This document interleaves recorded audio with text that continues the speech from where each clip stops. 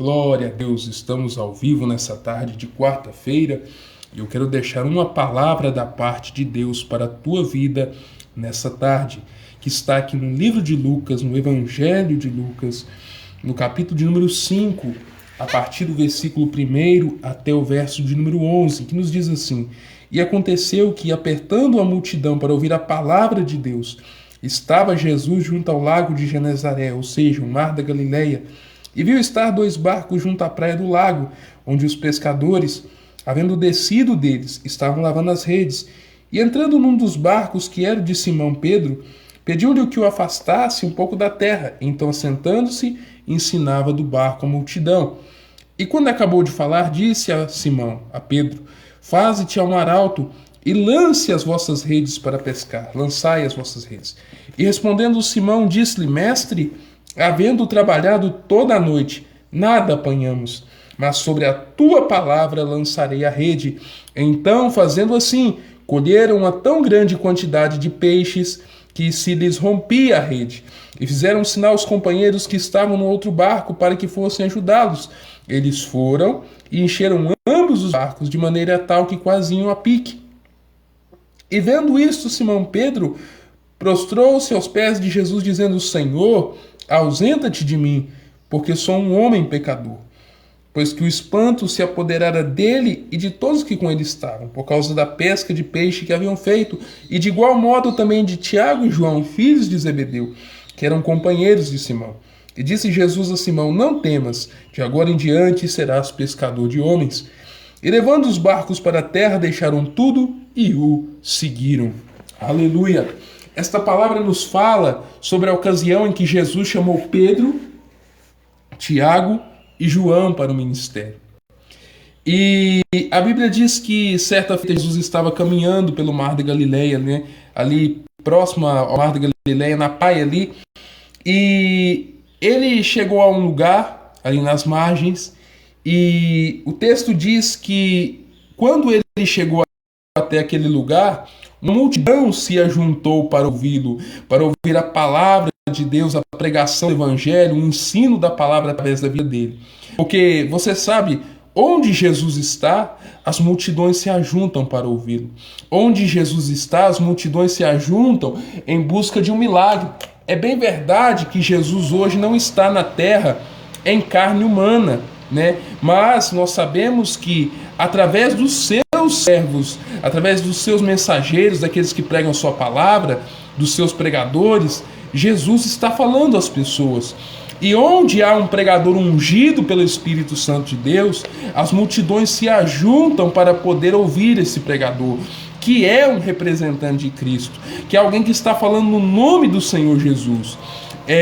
Quando uma pessoa não está ungida com a unção do Espírito de Deus, você pode ter certeza, ninguém vai querer ouvir ele, ninguém vai querer ouvir ela, né? Porque a unção, ela atrai pessoas. Por que João Batista atraía tanta gente, sendo que ele não fazia propaganda nenhuma do seu ministério? Ele ficava ali pregando no deserto e as multidões vinham ouvi-lo. Mas qual era o segredo de João Batista? Por que ele atraía tanta gente para si, sendo que ele não mandava ninguém lá em Jerusalém fazer propaganda dele? Era a unção de Deus na vida dele. Era a unção, ele era ungido por Deus e por isso a unção atraía pessoas para perto dele. Tem muita gente hoje em dia que tem um serviço de mídia nas suas igrejas poderoso, maravilhoso. Tem pessoas que têm um alcance, uma propaganda muito boa, mas não conseguem atrair praticamente ninguém para os seus cultos. Por quê? Porque não há unção na vida deles. Entenda! A gente nunca vai conseguir alcançar ninguém com métodos humanos, com marketing, com estratégia humana. É preciso isso também, é importante sim, mas só isso não garante que as pessoas virão. É necessário uma unção do Espírito Santo de Deus no nosso ministério. É necessária a unção de Deus na nossa vida, para que assim nós possamos trazer para perto de nós aqueles que estão longe, e assim muitos possam ouvir a palavra de Deus e serem salvos, serem tocados pelo poder do Espírito Santo de Deus, serem libertos, alcançados, enfim, para que assim essas pessoas possam ter a sua vida transformada.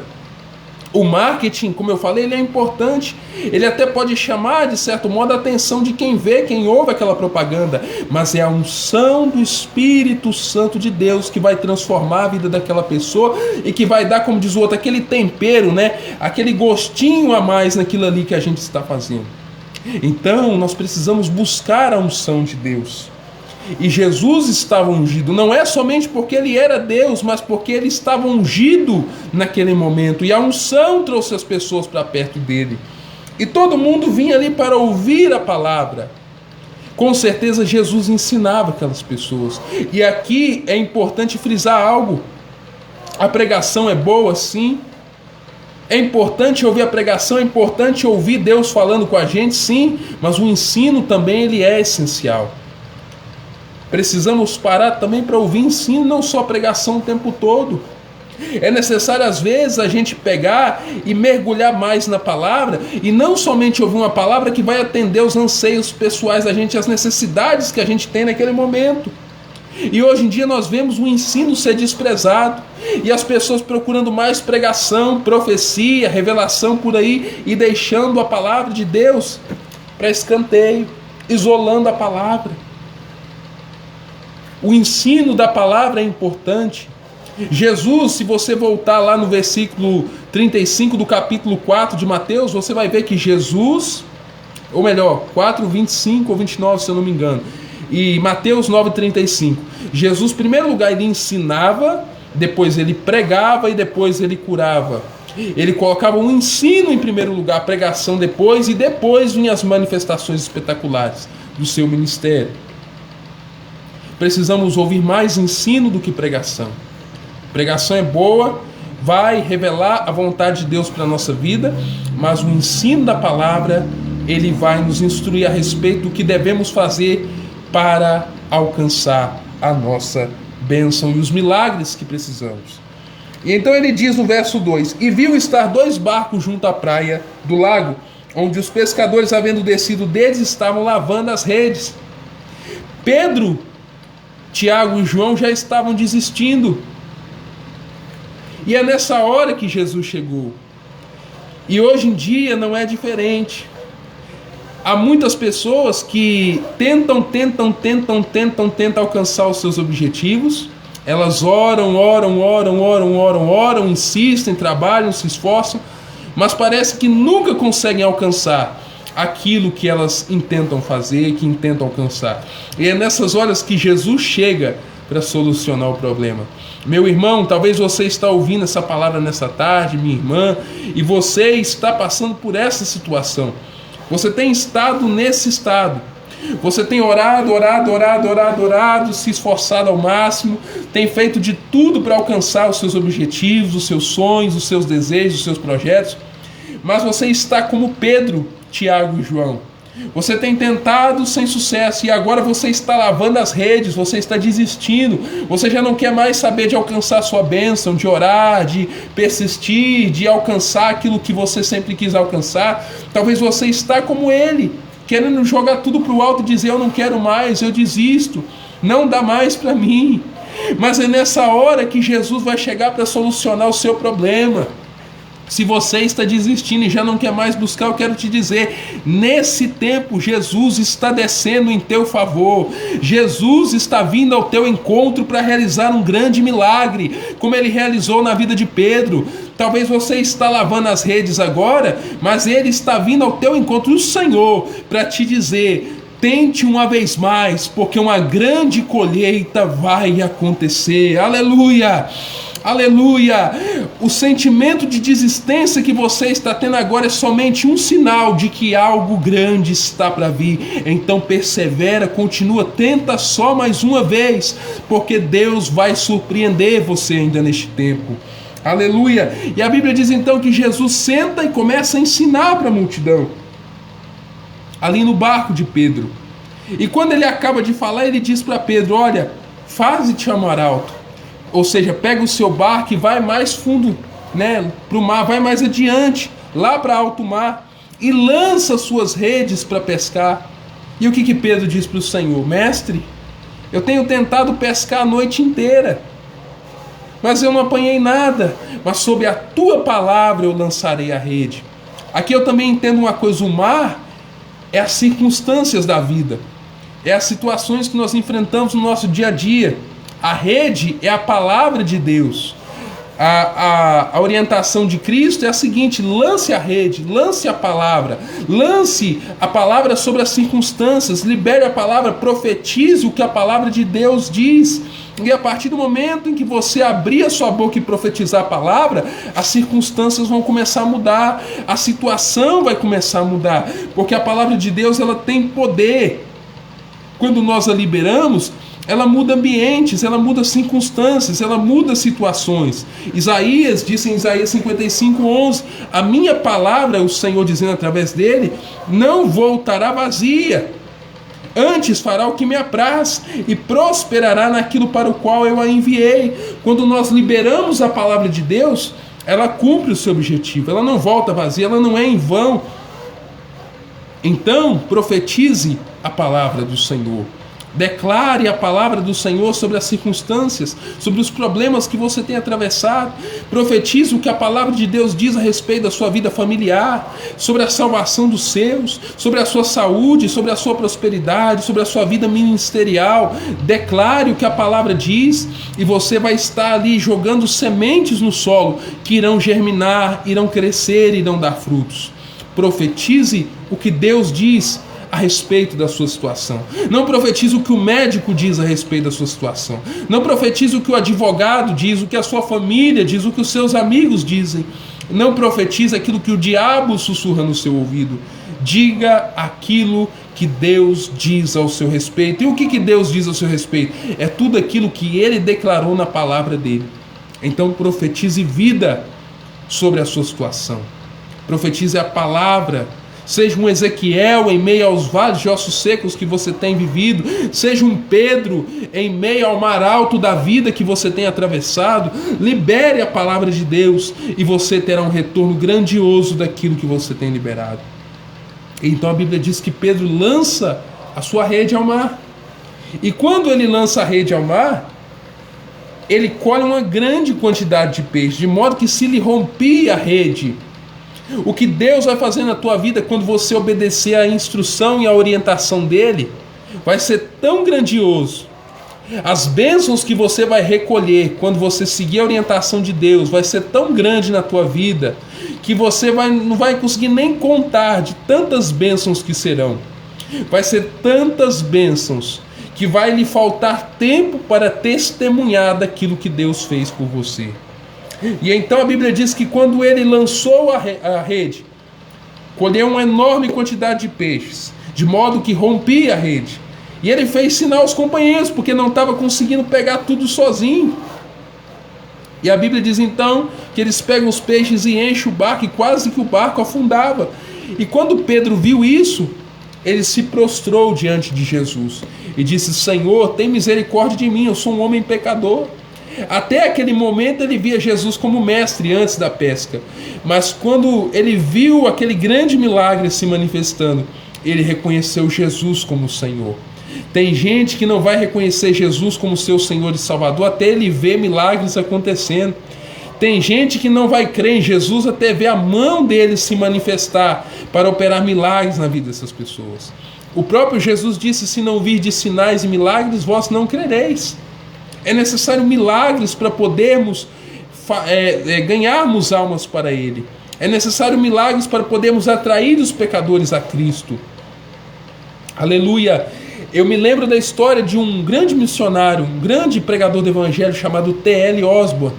Ele foi à Índia com a mulher dele ser missionário e chegando lá ele pregou durante 1 ano para os indianos, mas foram muitas poucas pessoas que ele converteu, e a grande maioria ali eram muçulmanos também, hindus, e eles ficavam batendo boca com ele, argumentando Bíblia, e ele nunca conseguia ganhar aquelas pessoas para Cristo. E então ele voltou para os Estados Unidos frustrado, desanimado, quando ele então viu um pregador também muito conhecido chamado William Branham ministrar libertação a pessoas em uma cruzada que William Branham estava realizando na cidade de Portland, no estado de Oregon, Estados Unidos. E então quando ele viu ali William Branham ministrando a libertação sobre a vida de uma menina que estava com espírito de surdez, e essa menina foi liberta, ele então ouviu Deus falar com ele: você também pode fazer isso, a mesma unção que está sobre ele está sobre você. E então esse pastor, T.L. Osborne, ele e a mulher dele começaram a realizar campanha de cura, cruzadas de libertação e cura nos Estados Unidos. E depois essas cruzadas se expandiram por todo o mundo. Também me lembro de outras histórias de pessoas que tentaram pregar durante muito tempo sem ter um ministério de milagres, e elas ganharam muito poucas pessoas. Hudson Taylor, missionário na China, que hoje é conhecido como o pai das missões modernas entre os tradicionais, né? Ele pregou durante 6 meses para o povo chinês e ele não ganhou uma alma sequer. Depois de um tempo ele conseguiu ganhar algumas almas ali. Mas por quê? Porque ele ainda não cria em milagres. Ele também não tinha dons de cura, de milagres, para realizar também libertações. Ele não era usado por Deus nisso. Então foi muito difícil para ele ganhar pessoas. Você compreende isso? Às vezes, ou sempre, né, melhor dizendo, é necessário que a gente tenha o equipamento do Espírito Santo sobre nós, os dons de cura, milagres, libertações, dom da fé, ressurreição de mortos, para realizar feitos para o Senhor extraordinários, e assim possamos atrair os pecadores para Cristo. Pedro só foi reconhecer que Jesus era o Messias, que era o Senhor, quando ele viu aquele grande milagre ali, os peixes grandiosos, muitos peixes, a rede se rompendo, o barco quase afundando de tanto peixe que havia. Ele só foi reconhecer Jesus como Deus quando ele viu isso. Tem muita gente que só vai reconhecer Jesus como Senhor quando eles virem o Senhor se manifestar de forma poderosa. E então a Bíblia declara que Pedro, após ver esse milagre, ele se prostra diante de Jesus e reconhece que ele estava ali diante do próprio Deus. Para muita gente, Jesus foi um simples filósofo, foi um simples teólogo, foi um simples líder político também, porque tem muita gente que acha que Jesus veio estabelecer uma teocracia, um governo divino na terra. De fato ele veio, mas não como um governante político, né? Tem muita gente que acha que Jesus foi só um simples profeta, né? O mestre, alguém que veio aqui na terra e ensinou preceitos, ensinou com uma sabedoria sobrenatural. Mas a verdade é que Jesus era muito mais do que tudo isso. Ele era Deus, ele é Deus, porque ele não deixou de ser o que era, porque ele não muda o seu parecer, ele não muda a sua forma de ser, de pensar. Assim como ele era Deus lá atrás, ele é Deus hoje e será Deus eternamente, porque o autor de Hebreus diz em Hebreus 13:8, Jesus Cristo é o mesmo ontem, ele é o mesmo hoje e ele será o mesmo eternamente. O mesmo que? O mesmo Deus. O mesmo que criou os céus e a terra, o mesmo que esteve falando com Moisés ali no Monte Sinai, o mesmo que esteve guiando os filhos de Israel pelo Egito, o mesmo que apareceu para Gideão, para Sansão, para Davi, para tantos homens de Deus na história, é esse mesmo que é apresentado aqui hoje para você. Jesus, o Filho de Deus. Ele é o centro do Evangelho, ele é aquele que está apresentado aqui na Bíblia, é o centro da palavra. Tudo que está na palavra gira em torno dele, converge para ele, é sobre ele, é tudo a respeito dele. E sem ele, este livro aqui não teria sentido, não teria por que existir, não teria razão de ser. Mas se esse livro está em nossas mãos, é porque tudo que está aqui aponta para ele, e é isso que faz este livro ter o poder que tem. Amém? É tudo sobre Jesus, é tudo sobre Jesus. Ele é a razão do nosso existir, ele é a razão da nossa existência, ele é o nosso sentido de vida, é ele quem dá rumo aos nossos dias, é ele que nos dá uma razão para viver. Sem Jesus a vida não tem sentido, e é por ele, por meio dele que vivemos, nos movemos e existimos. E é a ele que adoramos. Só ele é digno de toda a honra, toda a glória e todo o louvor. E ele quer salvar você. Talvez você está me escutando nessa tarde e você está ouvindo esta mensagem ou irá ouvir, e você está passando por uma situação muito difícil, e talvez você não conhece a Jesus ou está longe dos caminhos dele, mas nessa tarde eu quero te dizer que Jesus te ama e quer mudar a tua história. Ele se importa com você, ele não desiste de você, e ele tem planos para a tua vida, não somente um plano, mas planos. Ele diz em Jeremias 29:11, eu sei os planos que tenho a vosso respeito, diz o Senhor, planos de paz e não de mal, para vos dar o fim que esperais.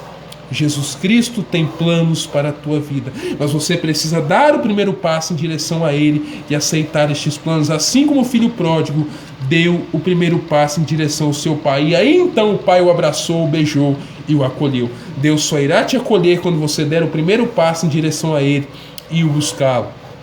E a Bíblia diz então que quando acabou aquela demonstração do poder de Deus ali, Jesus disse para ele: vem após mim e eu te farei pescador de homens. E então a Bíblia diz que ele deixou o seu barco e seguiu a Jesus. E se você analisar a história de Pedro, você vai ver que Pedro, o sonho dele era ser um grande pescador, talvez um dono de uma frota de barcos na Galileia. Mas ali naquele momento ele deixou tudo e seguiu a Jesus. Ele abriu mão do sonho dele para viver o sonho de Cristo para a vida dele. Ei, abra mão dos seus sonhos para viver os sonhos de Deus. Abra mão dos seus projetos para viver os projetos de Deus. Abra mão daquilo que você quer fazer e ser na vida para ser aquilo que Deus te destinou para ser.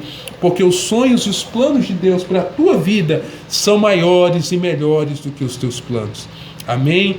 Os sonhos de Deus são mais altos que os teus. Os caminhos de Deus são mais altos que os teus. Ele disse em Isaías 55:8: os meus pensamentos são mais altos do que os vossos pensamentos, e os meus caminhos mais altos do que os vossos caminhos, diz o Senhor dos Exércitos. E Paulo, em Efésios 3:20, diz que o Senhor, Ele é poderoso para fazer infinitamente mais e além daquilo que pedimos ou pensamos, segundo o seu poder que em nós opera.